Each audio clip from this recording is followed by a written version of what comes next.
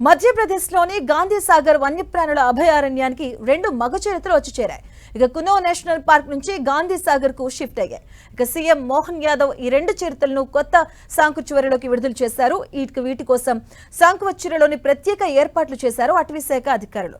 5 ఆడ చిరుతలు 3 మగ చిరుతలతో కూడినటువంటి 8 నబియన్ చిరుతలు 2022లో సెప్టెంబర్లో కునో నేషనల్ పార్కు దక్షిణాఫ్రికా నుంచి తీసుకొచ్చారు.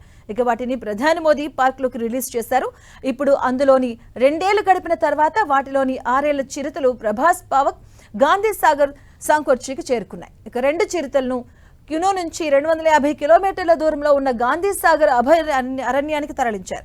ప్రభాస్ పావక్లను రోడ్డు మార్గంలో మాన్సౌల్ మరియు నీముచ్ జిల్లాల మీదుగా ఉన్నటువంటి గాంధీ సాగర్ అభయారణ్యానికి ప్రత్యేక విమానంలో తీసుకెళ్లారు. అక్కడ ముఖ్యమంత్రి మోహన్ యాదవ్ వాటిని విడుదల చేశారు.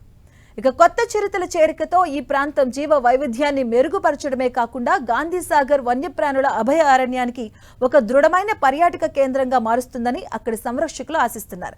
1952లో భారతదేశంలో చిరుతలను అంతరించిపోయినట్లు ప్రకటించారు. దేశంలో చిరుతలను తిరిగి ప్రవేశపెట్టే ప్రయత్నంలో భాగంగా కేంద్రం సెప్టెంబర్ 2022లో ప్రాజెక్టు చీతాను ప్రారంభించింది. ఇక అప్పటి నుంచి 20 చిరుతలను తీసుకొచ్చారు.